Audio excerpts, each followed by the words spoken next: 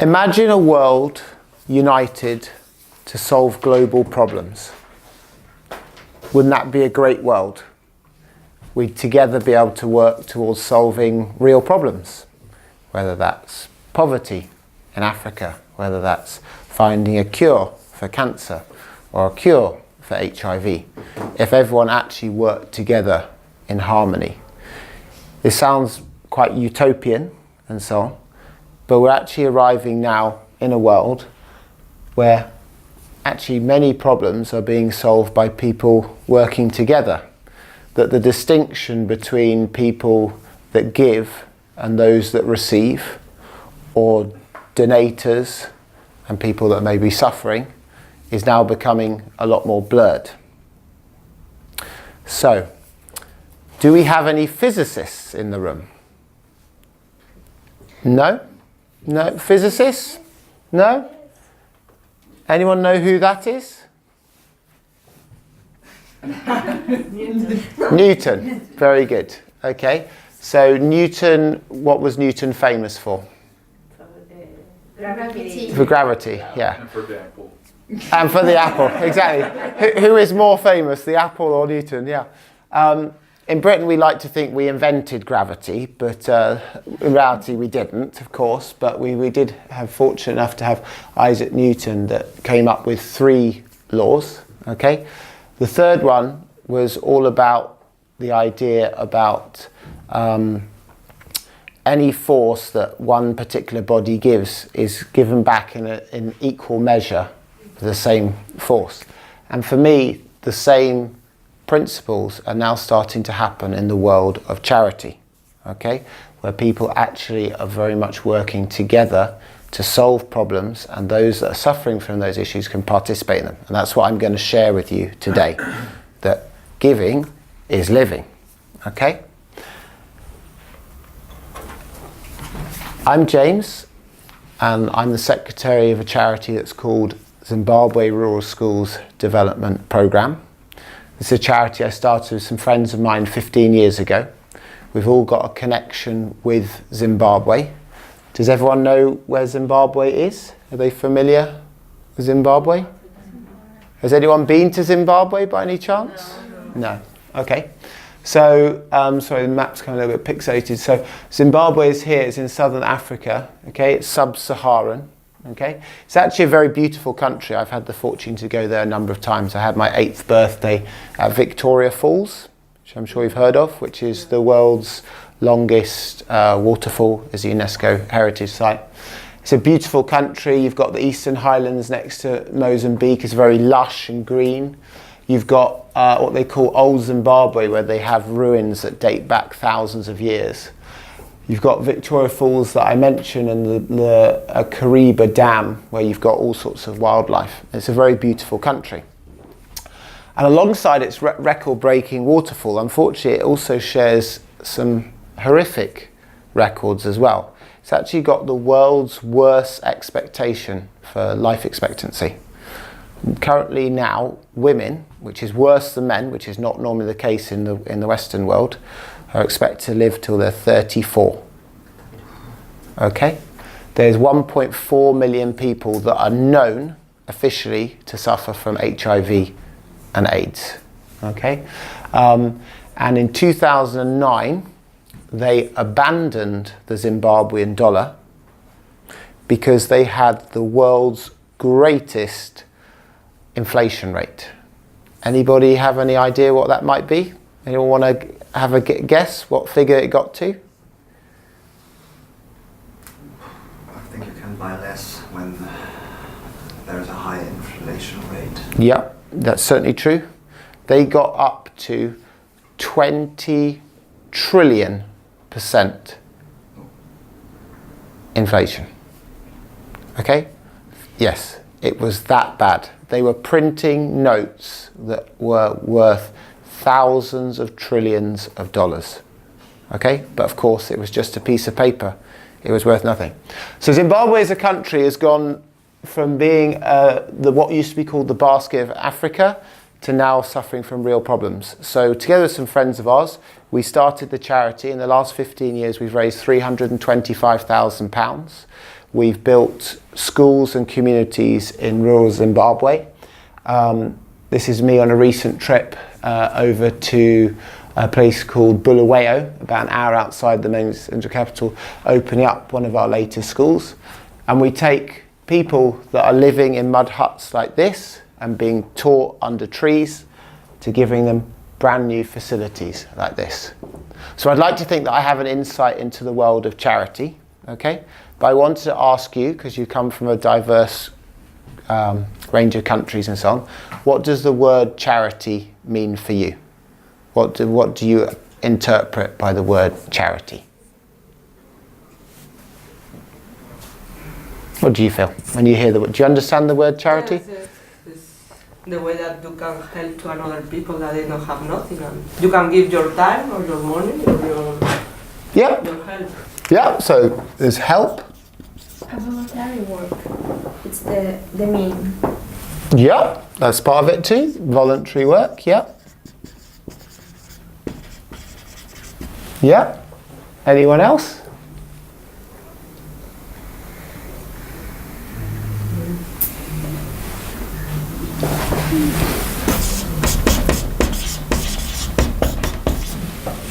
Anyone else? Well, you got something? Give notice about countries where do you usually live. Mm-hmm. When you say give notice, what do you mean by that? You mean information. Information. To make people aware. Yeah. Yeah. So like an awareness about what's going on, issues and problems and so on. Yeah. Support this kind of people to get a better education, better health conditions, better life conditions in a house. Yeah. So. Yeah, great. So support. Support. Yeah, I think that's a very good support with their lives. Yeah, great. Fantastic. That's a very good resume. So in the UK, charity is big business, okay? We have thousands of charities in the UK, 167 registered charities, anything from one person that may only make a few £100s in the year, right through to industries where there are, I think, over a few thousand that are raising more than £25 million per year, okay? And this figure, I had to check it, but this figure is how much money was raised in Britain through all the charities. £73 billion, okay? Was raised here either to help causes local, okay, to the UK, and also to help other people in the world, okay? So that's more than £1,000 per person in the UK. So it's big business, okay? But what I wanted to take you through was a little bit of the history of charity and to show you how very much giving really is living. So, let me grab another pen. So if we wind back, let me just move this. Are you familiar?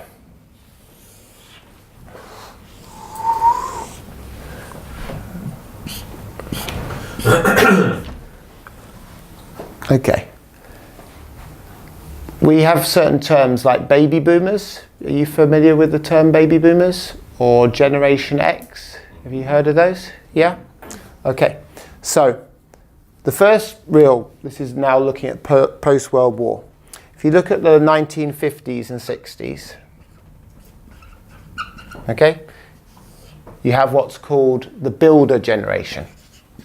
Okay? These are people that were born before World War II. Okay? They're the parents of the baby boomers. Okay? They're called the builders. They lived through a period of like depression, yeah, the Big Depression in the 1930s. They went through World War II. Okay? They grew up in an era of rationing where they didn't have very much. They were very driven by price. Okay? Because in those days, they didn't have washing machines. They didn't have TVs. All those things were invented in their lifetimes. So a lot of the advertising in those times was all about price. They suffered, they wanted to have something that was very accessible. So they were in an era that was all about how you could do it. And in charity, okay, that was very much all about causes that were introduced. So for example, it was very top down, it was explained by the government and certain movements, but it was very much more government led. So this was a campaign in the 1950s all about polio and research, okay? Then you moved into the 60s and there were individuals. So do you recognize this lady? Yeah? Who's this?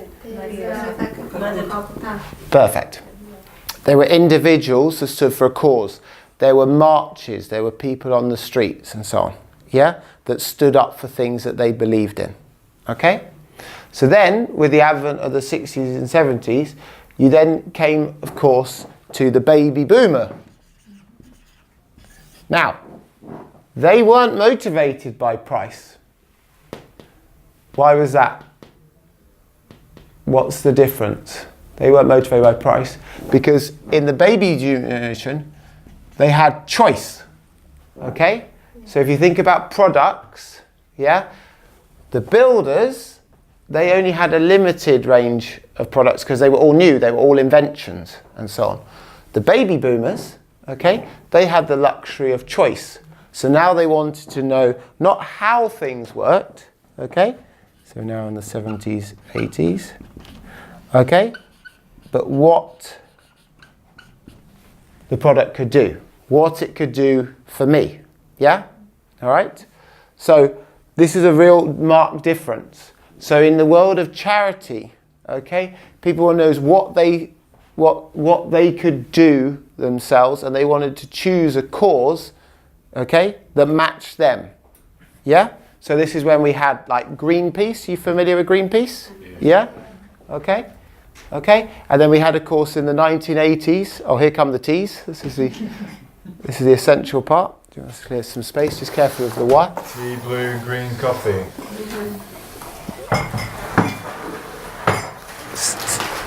Thirsty Work charity. Here we go. This is very good. Thank you. So, maybe some of you aren't on it, but do you remember Live Aid? Did anyone? Yeah? Do you know Live Aid? Yeah? I don't know how familiar it was in Europe, but it was massive in Britain and America. This was during the period of when there was the famine and starving in Ethiopia, yeah? And there was the two concerts. One was in Britain and one was in America. You had all those stars of the time, George Michael, Wham, David Bowie, Bruce Springsteen, the boss himself, yeah? Okay, Phil Collins famously played in London and then took Concorde and flew and played in America. Yeah? Raised loads of money. Okay? Now, with the end of the 70s, 80s, we then, of course... With spoon? No, sugar. With sugar, sorry. With sugar. Someone, not you. No. Everyone got a cup of tea? Do you want a cup? You okay? You all right? Is there a cup of tea left? I don't know which is coffee and tea. Oh, perfect. Could I have a white? Would you mind just pouring some milk in one of the teas? That'd be lovely. Thanks. So, following on our analogy, so we've got the builders, the baby boomers, okay, and then we move to the 90s and what we call the noughties, yeah, okay, so early 2000. This is Generation X, okay. Now, Generation X already has been brought up in an era of choice, okay? So choice is a given, okay? You want to buy a car, there's hundreds of different cars, hundreds of different colours. People don't want choice anymore because they assume it. What they care about is why. Why should I buy a product from you? And the same then started to filter into the world of charity. So that, of course, you have people like United Colours of Benetton. Yeah? I will buy my product from United Colours of Benetton because they tell me that they source things ethically. Yeah? Or people like Body Shop and so on. Yeah? I'm going to buy these products because they put at the forefront that we're doing our bit for the world. Yeah? So this is the 90s. Yeah? And then people start to be involved. So has anyone seen the London Marathon? No, you've never seen it. Okay, so believe it or not, these are people are running 42 kilometres, dressed as a Mr. Man, a rhino or a shark. That's how we are in Britain. Welcome to Britain. Okay? Okay? Who said you're from Spain? Anyone else from Spain? Just you? Yeah? Are you from Madrid or where are you from? No, Bilbao. Bilbao. Okay. So I run the Madrid marathon. I turned up in fancy dress. Nobody was in fancy dress. Okay? Who's from Italy? You're from Italy. 2 from Italy.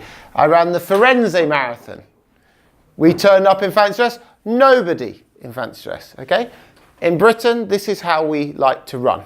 Okay? That's why we don't do so well at long distance marathon running, because we're dressed like this. Okay? But people wanted to feel part. They wanted to feel part of the cause. So if you want to run the London Marathon, unless you are an elite runner, you need to raise money for charity. So all these people, you can see, are running children with cancer. Okay? This one is Save the Rhino. I don't know if this is Save the Shark, but it's been cut off the picture. Okay? But they are running for a cause that they believe in. Okay? So, now we get on to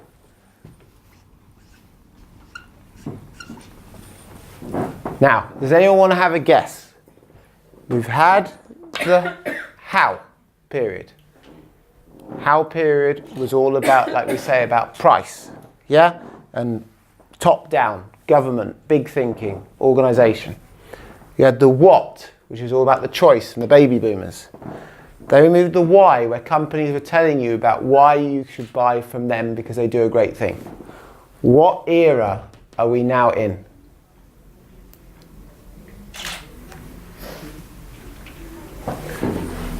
Think back to your English class, it's more simple. You've got how, you've got what, you've got why. Where?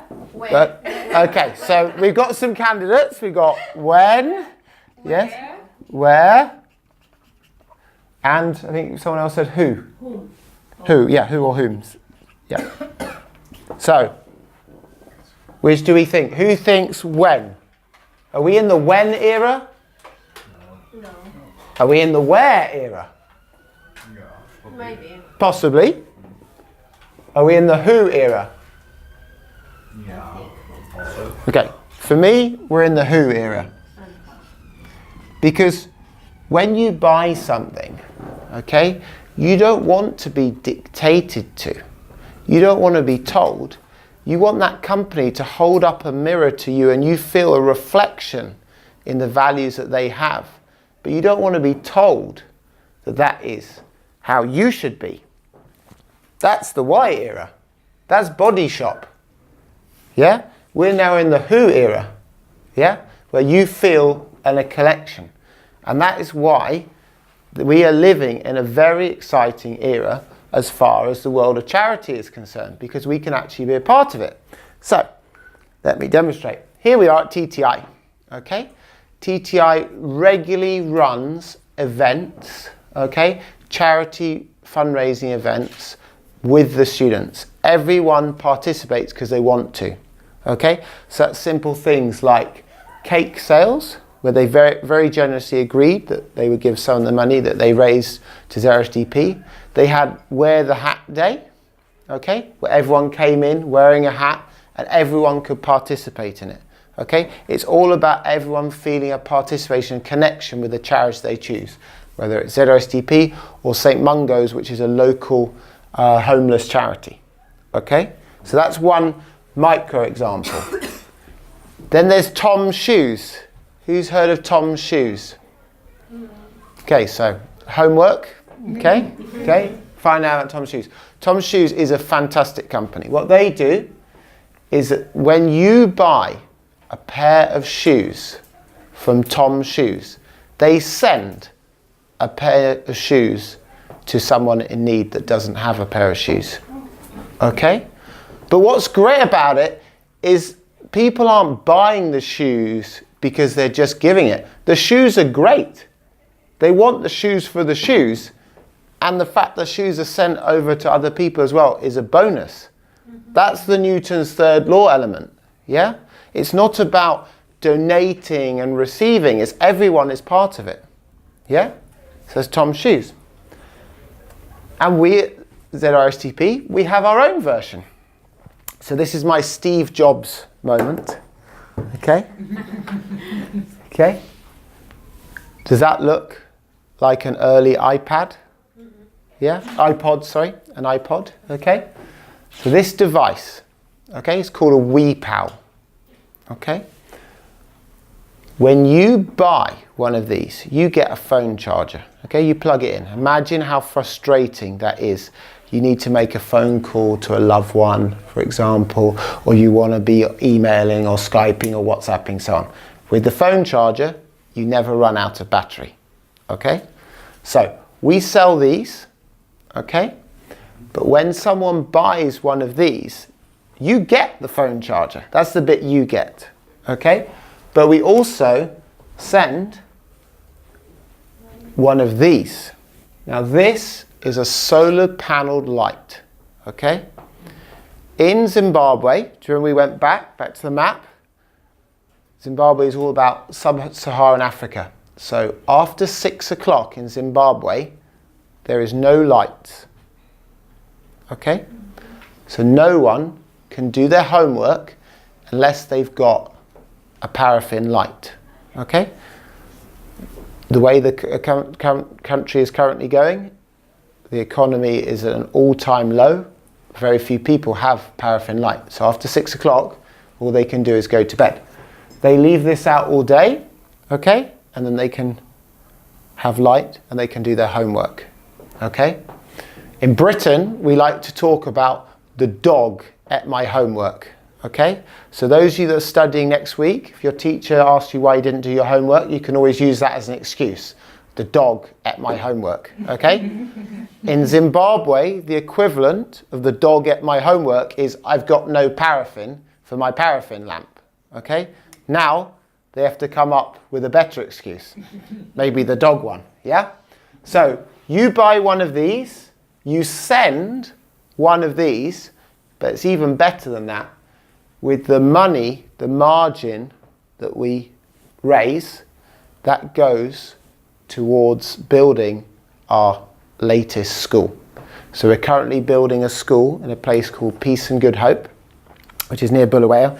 That photo I showed you way back at the start, that is the primary school that we built, okay?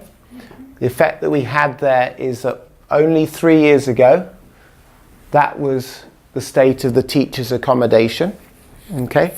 They had a 23% pass rate, okay, to go on to secondary school, which is terrible, okay?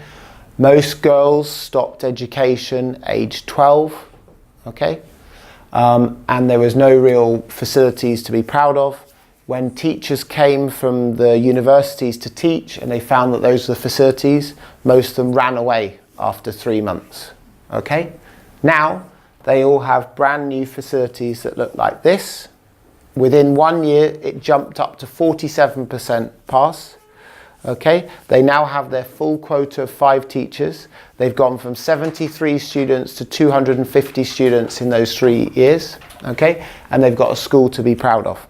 So we're building a secondary one, and we're using the money we raise from these products to fund them. So let me share a little video with you. Do I just click on it, Ola? Whereabouts? In the middle. So I'm going to share a little video with you. Hopefully, if the internet is working.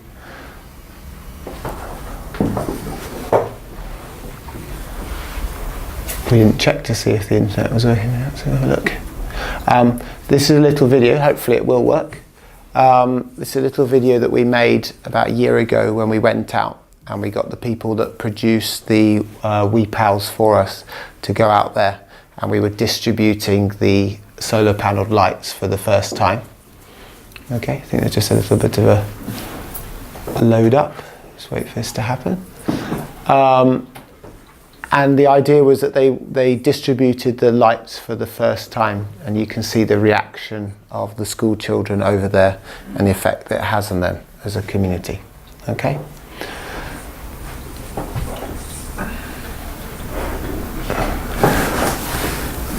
I didn't put, this is Generation Z. Right.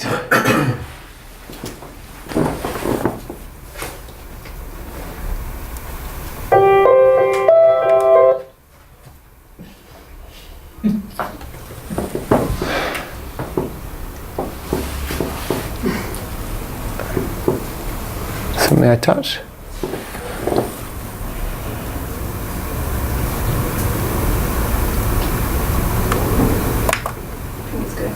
Yeah? Yeah, I think it's just loading up. Okay. This is in a school that's about, Bulawayo is the second big city. So like in Britain you've got London and then you've got Birmingham. Yeah? This is like the equivalent of the second city. Okay, it's in the southwest of the country.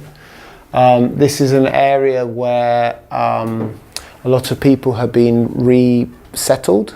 Okay, when they lost their land, when the land was no longer fertile for them to produce any goods, to produce any food, and so they resettled in this area, and that's why the facilities were so bad, is that they were not funded by the government. Let's have a go.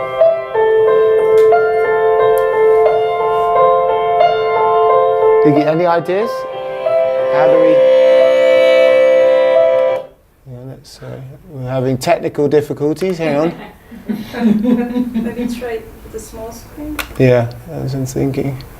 Doesn't want to speed up browser, might just say... just close that. Just close that? Oh, this is going to put a real stop to my... It doesn't want to share. Yeah. Hello? Oh, perfect timing. Bit of technical. You're not meant to have This is. Nancy bought extra. Didn't know how to bought anything. So you get extra cake today. We can't show the picture on the YouTube. I had this problem yesterday. I think it's just a slow Wi-Fi. So the picture is playing with no picture. Playing with no picture. Did you have it yesterday? Previously it's been fine, so I don't know why it's doing that. It might be a flash player issue, I don't know idea, so I don't know what we can do about that. Have you got it on the USB? No? No, we've got it only on the YouTube. That's a shame. But maybe you can go back and play it again? Play it again? What? Oh, you can No. try. Yeah, I've tried. Yeah, yesterday we just had the same issue. I'll have to look at that. I'm asking. Yeah? Just Can you play? get in there. Don't be shy.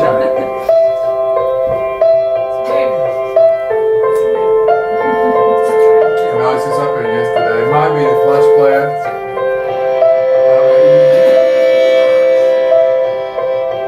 It would usually tell you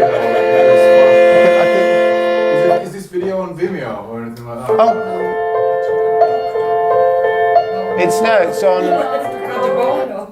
Just YouTube. Just YouTube. Yeah. Sorry, mate. I was messing around with that yesterday. It wasn't working. So Oh no, that's a shame. What if you reload the program? Yeah. Yeah, you can try that. Oh, Chrome. Okay. Oh, it says watch YouTube videos with Chrome. So is that Chrome? I think This is. It's in. Yeah, let me. because it isn't, the server isn't uploaded. First we needed a. Open YouTube. First we needed a physicist. Now we need a. Hang on. Just first. This could be a good opportunity to cut the cake. Are you by Firefox? Right, let's just let that load up. Should we cut the cake? This is in Chrome now. Yes. Yeah. Great ironing here. Well done. Well, that's a relief. We were just building up to the finale. Even better now with cake. Even better. Oh, I love it. I think people were feeling a bit of a sugar low there as well, so it's good that we've got that. So why don't we cut the cake and then we'll watch the video with the cake. It's good. What flavour cake is it? That's white chocolate. White chocolate, yeah. Belgian white Okay. chocolate. I'll have a sip on. Is this tea for me? Yes. Thank you.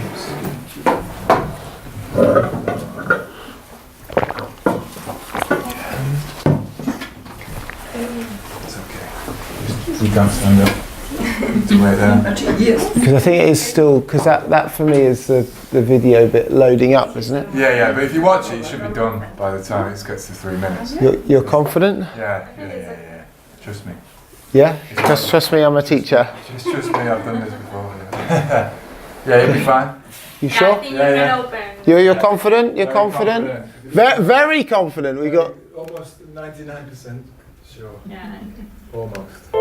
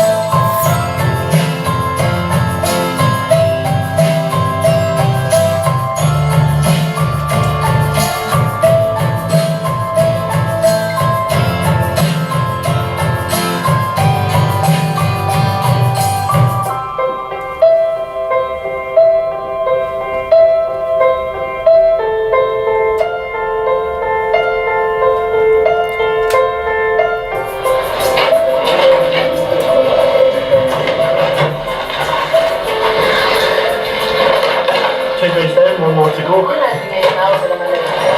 Still got lots of ways to give out. This is fantastic.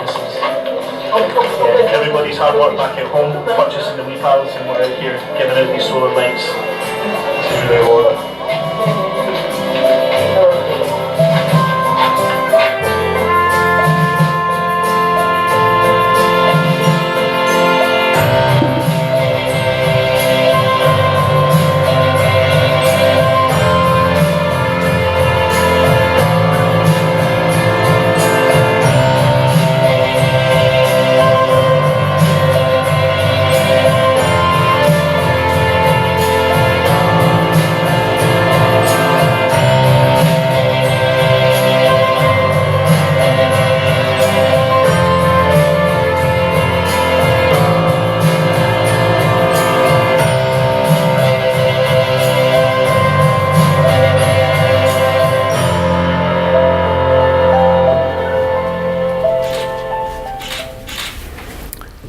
There we go. So it worked in the end. That was good. If I can now go back. Hang on. So, just to round up. Okay. So, nice to end on a little quote. So, Richard Nixon, once disgraced American president, but then became a statesman very much for America. He said, "A man who has never lost himself in a cause bigger than himself has missed one of life's mountaintop experiences. Only in losing himself does he find himself. Only then did he discover all the latent strengths he never knew he had and which otherwise would have remained dormant." Okay? So this is very much going back to what you all said when I asked you about charity. You said it was all about helping. It was about voluntary work. It was about awareness of people's issues, problems, challenges and so on. And it's about supporting people. That's really what charity is about. It isn't about just giving and receiving. It's what we talked about Newton's third law, about there should be an equal and opposite force. It should be both ways, okay? And we've gone through and seen how things have evolved over time. Look how life is so much different when you go back to when we were looking in the 1950s and 60s, the pictures of Mother Teresa and the polio, and they're very much top down. We've gone through a whole evolution the same way as there's been an evolution in the way society's been and the way companies market to people. That actually in reality this is completely mirrored in the world of charity. That now we're living in an era where actually we can all work together, and that actually through acting in self-interest we can still help people. Like we looked at the Tom's shoes, for example, how you buy a pair and you send a pair. Or something more simple here at TTI, you buy a piece of cake, you get the cake. It's not like the free cake, you buy a piece of cake, that money goes to help people locally that are homeless. Or with the WePower that I showed you that we have, okay? So that's the way that we can all be. So that very much that we can be united even through acting in self-interest. That giving very much is living. Thank you very much for your time. Thank you. Thank you.